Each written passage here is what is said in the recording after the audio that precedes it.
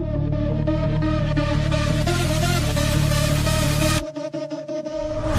the dark corner of the cyber world, I am the mysterious hacker profiled. Codes are my weapons, exploring the unknown cyber realm. مساء الخير عليكم. بعد ما اتعلمنا في الحلقات اللي فاتت ازاي نخلي النموذج يساعدنا او يبتكر لنا بعض الاسماء للابليكيشنز او لاي حاجة احنا عايزين ان هو يفكر فيها او يبدع، وقلنا ازاي هنخلي التمبريتشر على 1 وليه هو لما بنزود التمبريتشر بيبدع وبيفكر، وطلبنا منه يفكر لنا في 3 اسماء لابليكيشنز مختلفة وتعلمنا ده. هنتعلم بقى النهاردة حاجة جديدة بيقوم بيها النموذج وهي الترجمة.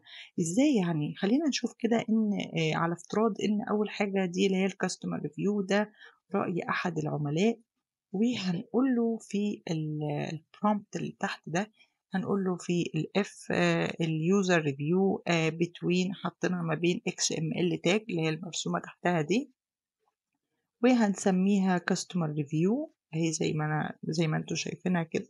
وهنطلب منه بقى هنا please translate الكاستمر ريفيو للاسبانيش،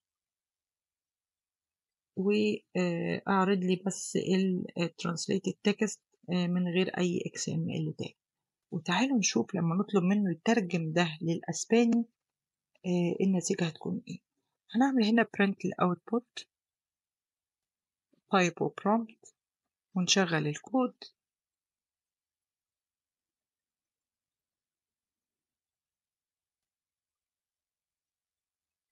بصوا كده هتلاقي هنا إن التويتة أو رأي العميل ده تم ترجمته للغة الأسبانية.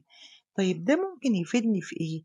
النموذج ده يقدر يفيدك حتى لو أنت غيرت من اللغة الأسبانية. خليني تعالوا كده أجرب معاكم حاجة تانية، نقول له مثلا ترجم للغة العربية ونشوف كده هيعرف يترجم ولا لأ. بص كده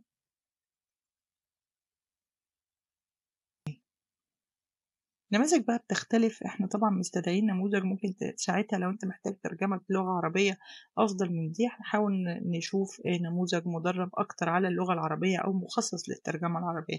لكن انا هنا حبيت بس اوريكم ان حتى اختلاف اللغة بقى النموذج بيقدر يجاوبني عليها سواء بالاسبانية او العربية. ولو شفنا هنلاقي لغات تانية كتير. النموذج أول حاجة دي هتفيدني في إيه؟ هتفيدني إني لو عندي input محتاج يترجم، النموذج يقدر يساعدني في ده بكل سهولة. والنهاردة كده نكون اتعلمنا حاجة جديدة، واستنونا في الفيديو الجاي. أنا إيمان علي ودي سايبر توكس.